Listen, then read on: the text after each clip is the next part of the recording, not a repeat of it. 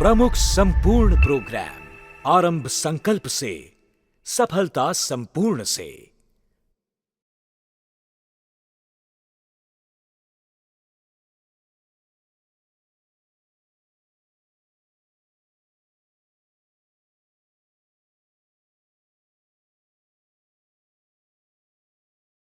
GST council के विषय में आपने खूब पढ़ा होगा, सुना होगा।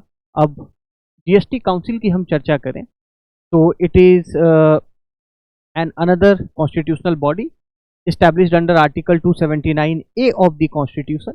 We know that in 2016, by the 101 Constitution Amendment Act 2016, a new tax, Goods and Services Tax was introduced.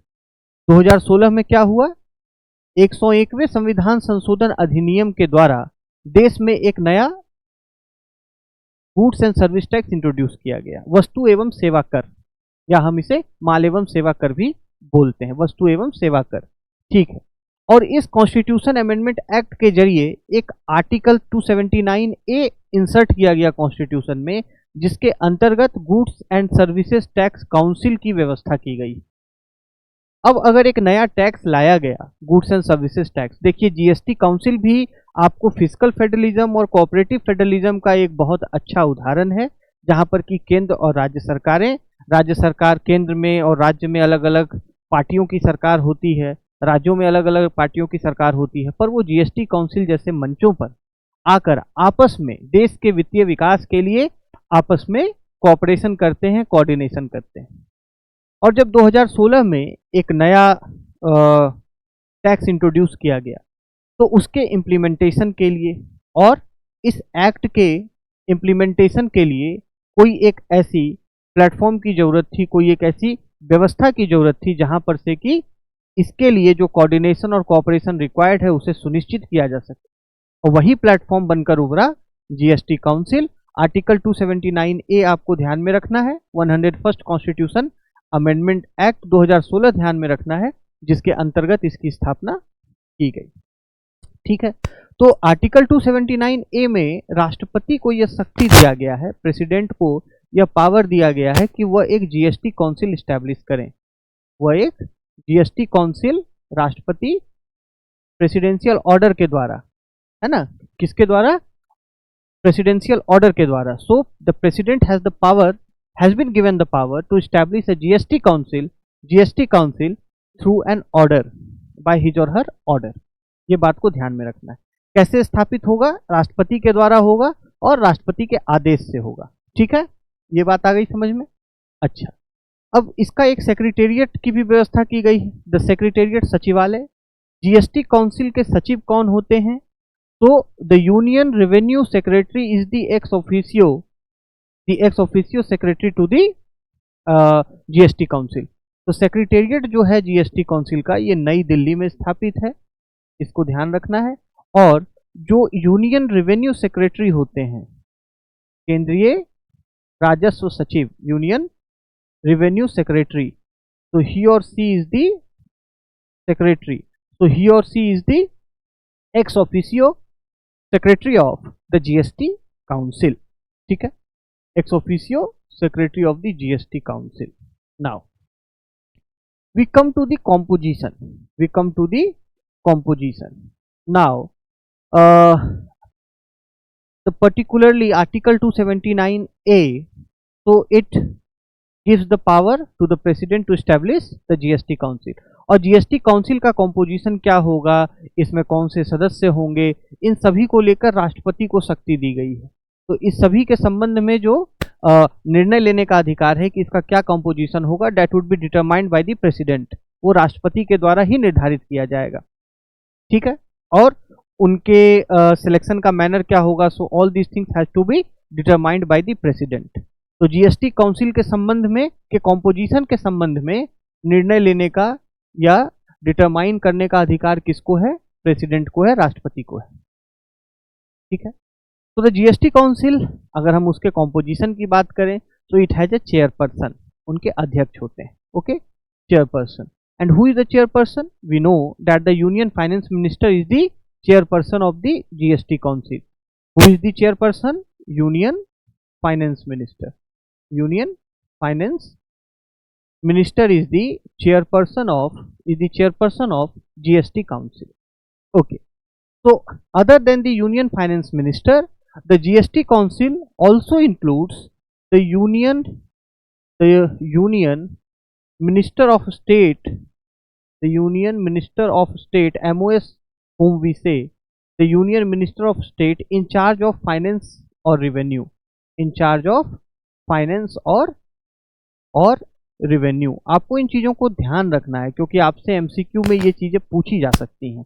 तो union finance minister is the chairperson and the members include the union minister of state in charge of finance or revenue and the minister in charge of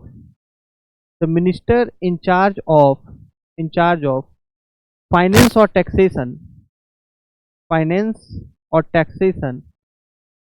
taxation in states or any minister nominated by the state government or any minister nominated by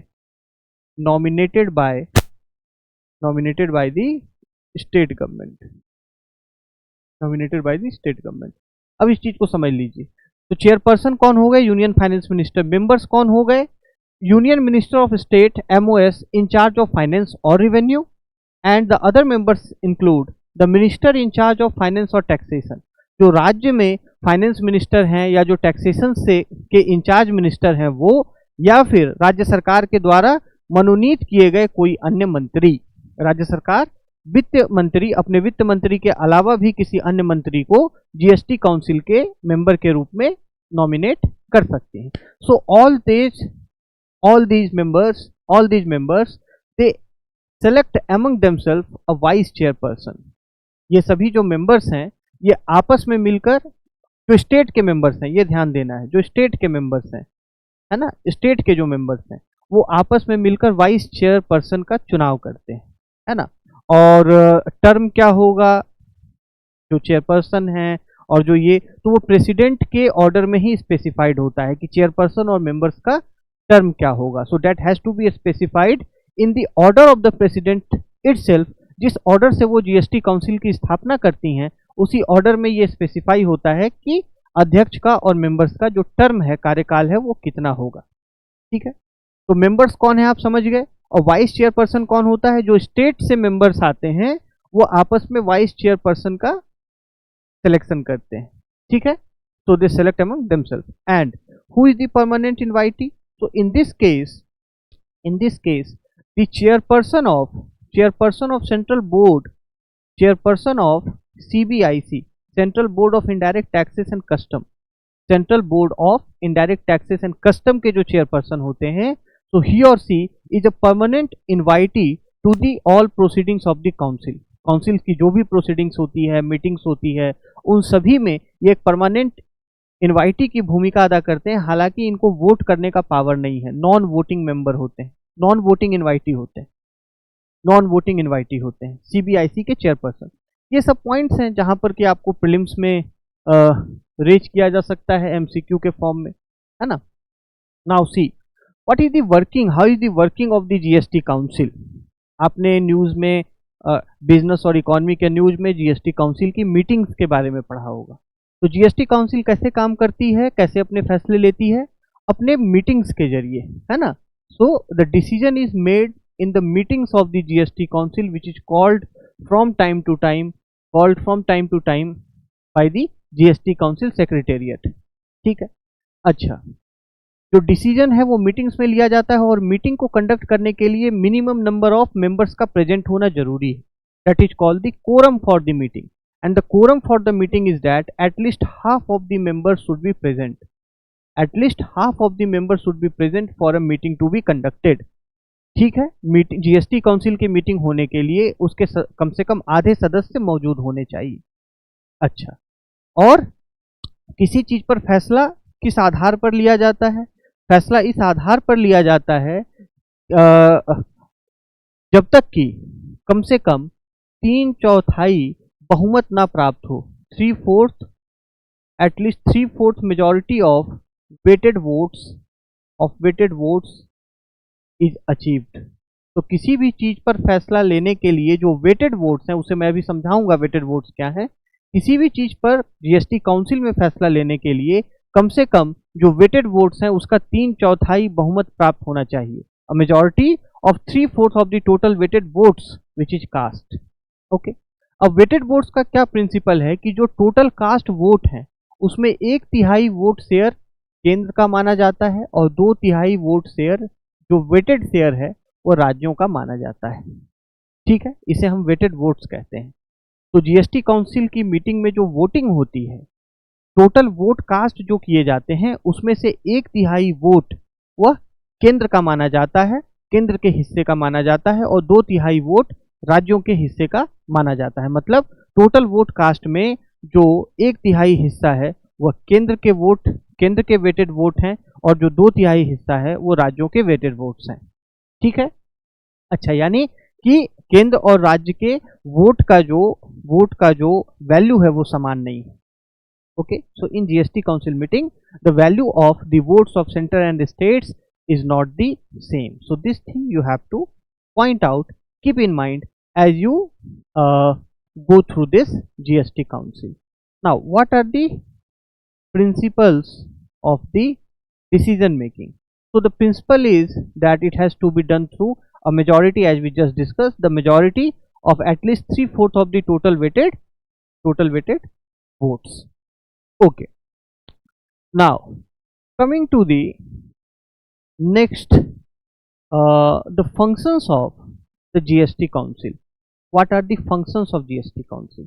So it is an important thing when you study GST Council. जब आप GST परिषद का अध्ययन करते हैं, क्या क्या functions हैं, तो देखिए कुछ महत्वपूर्ण फंक्शंस हैं, इसको आपको ध्यान में रखना है। ओके, सबसे पहला फंक्शन ये है कि कौन कौन से टैक्सेस, सेस और सरचार्ज, कौन कौन से टैक्सेस, सेस और सरचार्ज जो कि केंद्र सरकार, राज्य सरकार या लोकल बॉडीज के द्वारा लगाए जाते थे, वैसे कौन कौन से टैक्सेस, सेस या सरचार्ज जीएसटी में मर्ज होंगे, उस संबंध में फैसला लेना वो किसका काम है? जीएसटी काउंसिल का काम है। अच्छा, दूसरी चीज ये है कि कौन कौन से वस्तु और सेवाएं जीएसटी के अंतर्गत आएंगी, सब्जेक्टेड और एग्जेम्प्टेड अंडर जीएसटी, या फिर जीएसटी से बाहर रहेंगी, इसका फैसला करना, और एग्जेम्प्टेड फ्रॉम जीएसटी। बात आ रही है समझ में? तो जीएसटी फ्रेमवर्क के अंतर्गत कौन कौन से वस्तु और सेवाएं आएंगी, कौन कौन सी वस्तु सेवाएं बाहर रहेंगी, इसका निर्धारण करने का कार्य जीएसटी काउंसिल का है। अच्छा, तीसरी बात यह है कि मॉडल जीएसटी लॉ बनाना, मॉडल जीएसटी लॉ तैयार करना, लेवी जो किया जाएगा टैक्सेस, उसके प्रिंसिपल्स को तैयार करना, प्रिंसिपल्स ऑफ लेवी के सिद्धांतों का निर्धारण करना, और उसके बाद apportionment of GST from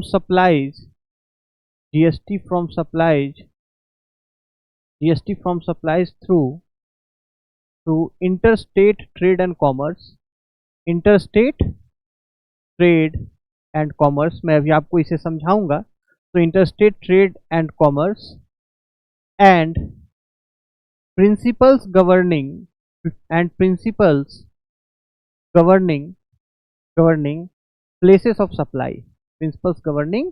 places of supply, तो मॉडल जीएसटी लॉज तैयार करना, लेवी के सिद्धांतों को तैयार करना, निर्धारित करना, और सप्लाई से प्राप्त होने वाले एक से दूसरे राज्य में जो इंटरस्टेट ट्रेड और कॉमर्स होता है, जो सप्लाई होती है, उससे जो जीएसटी प्राप्त हो रहा है, उसके संबंध में फैसले करना, and the principles governing places of supply, कि जो प्लेसेस ऑफ सप्लाई हैं उनके संबंध में कौन कौन से निर्देशक सिद्धांत होंगे, कौन कौन से गवर्निंग प्रिंसिपल्स होंगे, उनका निर्धारण करना, और जो अंतर्राज्यीय ट्रेड और कॉमर्स से सप्लाई से प्राप्त होने वाले जीएसटी हैं उसके संबंध में फैसले करने की जो फैसला करने का कार्य है वह जीएसटी काउंसिल के द्वारा किया जाता है। ठीक है, अच्छा, अब उसके बाद जो चौथी बात आती है, चौथी बात आपको इसमें जो एक महत्वपूर्ण बात है कि the rates the rates along with the flow rate, along with the flow rates of the bands of GST, of the bands of GST। हम जानते हैं कि GST के जो रेट्स होते हैं उसका निर्धारण करने का कार्य GST काउंसिल का होता है कि किस वस्तु पर कितना GST लगेगा या क्या बैंड लगेगा, है ना। फ्लो रेट क्या होना चाहिए, सबसे न्यूनतम रेट जीएसटी का किसी भी वस्तु के ऊपर क्या लगेगा, इस चीज का निर्धारण करने का कार्य भी जीएसटी काउंसिल का है। ठीक है। अच्छा, उसके बाद the threshold of turnover, threshold of turnover for goods and services, for goods and services to be exempted from GST, to be exempted from GST. मतलब किसी भी वस्तु या सेवा के लिए वो थ्रेशोल्ड लिमिट क्या हो जिसके कि नीचे वो जीएसटी से एग्जेम्प्टेड हो, यानी कितने की वस्तु और सेवा की बिक्री होनी चाहिए जिसके नीचे जीएसटी ना लगे, जिसके ऊपर जीएसटी लगे। तो it also determines the threshold of turnover for goods and services to be exempted under GST, exempted from GST. अच्छा, उसके बाद ये बात आ जाती है कि it also specifies rate or any other rate to for a definite period, for a specified period, to raise additional resources in the case of natural calamities and disasters. इस चीज को ध्यान में रखना है कि नेचुरल कैलामिटी और प्राकृतिक आपदाओं के समय, नेचुरल कैलामिटी एंड डिजास्टर्स के समय एडिशनल रिसोर्सेस रेज करने के लिए यदि कोई पर्टिकुलर रेट अप्लाई करना है, कोई अगर रेट्स अप्लाई करने हैं for a specific period of course, तो उस संबंध में भी यह फैसले लेता है। तो it is its function to decide with such respect. And the seventh important function is that it makes special recommendations. यह कुछ राज्यों के लिए विशेष रिकमेंडेशंस करता है, जैसे कि नॉर्थ ईस्टर्न स्टेट्स हो गए, Himachal Pradesh, Uttarakhand, Jammu and Kashmir and Ladakh. Actually earlier they were under a single state, the J&K, and in 2019 it was separated into 2 union territories। 2019 में 2 यूनियन टेरिटरीज J&K और लद्दाख। तो इनके रिस्पेक्ट में जो स्पेशल रिकमेंडेशंस करने की भी फंक्शन जीएसटी काउंसिल की है। और उसके अतिरिक्त जीएसटी काउंसिल के द्वारा उसके अतिरिक्त कोई भी अगर मैटर काउंसिल के द्वारा रेफर किया जाता है उसके ऊपर भी अपना सुझाव प्रस्तुत करना यह आपको जीएसटी काउंसिल का कार्य है। ठीक है। तो कुछ महत्वपूर्ण कार्यों में ये सभी बातें शामिल हैं, मेंस में आपसे पूछा जा सकता है, इसलिए आपको बहुत स्पेसिफिक तरीके से आपको इसके फंक्शंस को जानना जरूरी है। अच्छा, इसका फंक्शन डिस्प्यूट रिजोल्यूशन का भी है, इसको भी आपको ध्यान में रखना है। यह डिस्प्यूट भी रिजॉल्व करता है। इसके कुछ अन्य अगर हम फंक्शंस की बात करें तो if there is recommendation of the GST council, if there is a dispute with respect to the recommendation of the GST council or the implementation of such recommendation, so it shall establish mechanism to the constitution। it provides that अगर मान लीजिए कि GST council के किसी सुझाव को लेकर कोई अगर डिस्प्यूट है, उसके रिकमेंडेशन के इम्प्लीमेंटेशन को लेकर कोई डिस्प्यूट है, तो उसको दूर करने के लिए the GST council shall establish a mechanism. किस प्रकार का डिस्प्यूट, जैसे मान लीजिए कि केंद्र और राज्यों के बीच में अगर उस संबंध में विवाद आ जाए, या फिर केंद्र और कोई एक राज्य हो, है ना, वन स्टेट वर्सेस वन और मोर स्टेट्स, या मान लीजिए कि राज्यों के बीच में आपस में ही विवाद हो जाए एमंग स्टेट्स जीएसटी काउंसिल के रिकमेंडेशंस को लेकर या उसके रिकमेंडेशन के इम्प्लीमेंटेशन को लेकर। तो इन चीजों के संबंध में जो डिस्प्यूट है उसके लिए जीएसटी काउंसिल को एक मैकेनिज्म बनाना अनिवार्य होता है। अच्छा, दूसरी बात कि जीएसटी काउंसिल के कुछ फंक्शंस आपको आप ऐसे भी समझ सकते हैं कि जब ये 2016 में एक्ट इंट्रोड्यूस हुआ था, जब ये टैक्स इंट्रोड्यूस हुआ था, तो राज्यों को ये एक आशंका थी कि उन्हें राजस्व की क्षति हो सकती है। अब राजस्व की क्षति हो सकती है तो राज्यों ने उसके लिए कंपनसेशन की मांग की, और कंपनसेशन को सुनिश्चित करने के लिए तो it was one of the function of the GST council to determine the compensation for the states. इसलिए क्योंकि उनको जीएसटी के इंट्रोडक्शन से जो क्षति होने वाली थी उसको क्षतिपूर्ति करने के लिए कम से कम 5 साल तक उन्हें कंपनसेट करने के लिए for a period of 5 years, तो the compensation given to the states for the revenue losses due to the introduction of GST. तो ये भी कार्य आपको जीएसटी काउंसिल का रहा है।